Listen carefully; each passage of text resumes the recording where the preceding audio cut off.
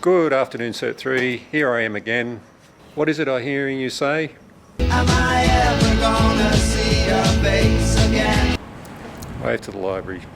Hello, library. So question 26 says something like, if Tom was a minor, so a child 15 or under, and it discloses abuse, what do you legally have to do as a worker? So as a worker in community services, you're a mandatory reporter. That means you have to report. In our instance, as a Cert 3 trained worker, in most workers, it's good to run it by your boss. Remember, when we're talking to our people that we work with, even if Tom's a minor, we're talking about things that we can't keep secret. If someone's being hurt, including yourself, so if a report's being abused, then obviously that's one of those times we need extra support. So we talked about supervisor, then we make a report through the Keeping Them Safe website using the mandatory reporter guide, the tool, MRG decision-making tool, and as I said, on the Keeping Them Safe website you can make a report that way.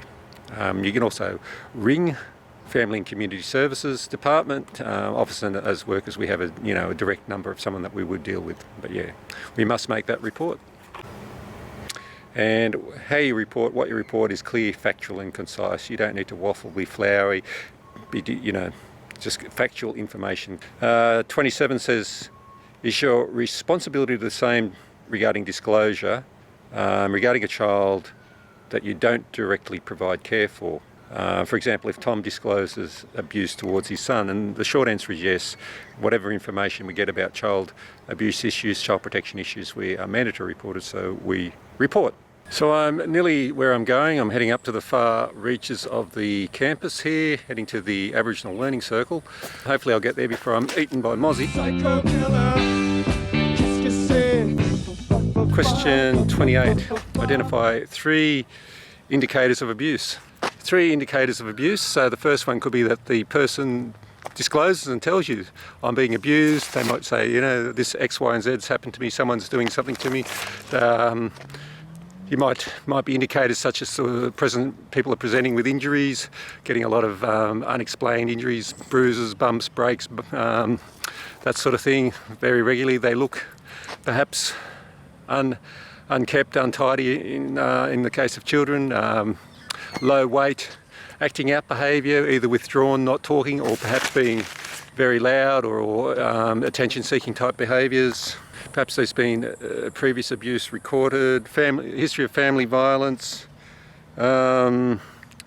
history of alcohol and other drug use by carers. All of those things may be indicators of abuse. I mentioned, there's no one available to even care for the child. Perhaps self-harm, getting attacked by mozzies.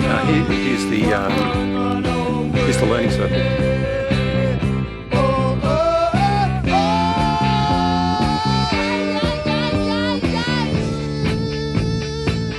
29, and it says if Tom was elderly, what is your legal responsibilities to report any disclosure of abuse? So we still have to report disclosures of abuse, even if Tom is elderly, to the police. Make it factual, just keep to the facts, clear language, professional writing, make sure that you've got the date and all the details about the incident, the date you're recording, all your identifying information.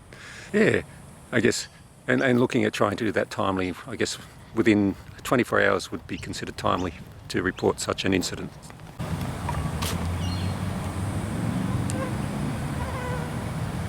Question 30 says, what are the characteristics of a multidisciplinary team? And what are the characteristics of a multidisciplinary team and how they can be used to help care for Tom? I guess multidisciplinary team is people from different training backgrounds. So you could have social workers, doctors, physios, OTs, a whole range of people that all might link together to help provide the best possible care for Tom, depending on what his needs are. Question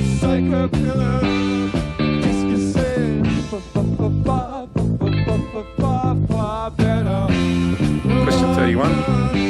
Complete the table below listing 3 different health and community professionals that may be involved in Tom's care and outline each role. Alright, so I just rattled off a few. I think I said a social worker. So a social worker might be involved in assessing and maybe some sort of counselling role, linking Tom to other services, providing that psychological support. Occupational therapist, it could be looking at, I guess, home modifications, things to make access easier around the home.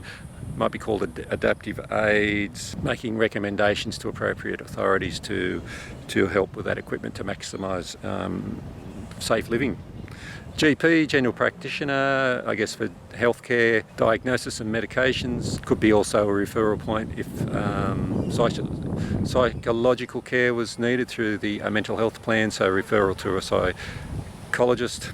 Physiotherapist, looking at functioning of the body, massage perhaps, and exercises to help someone's physical health. Dietitian could look at dietary plans and making sure someone's getting adequate nutrition in the most appropriate way. Speech pathologist,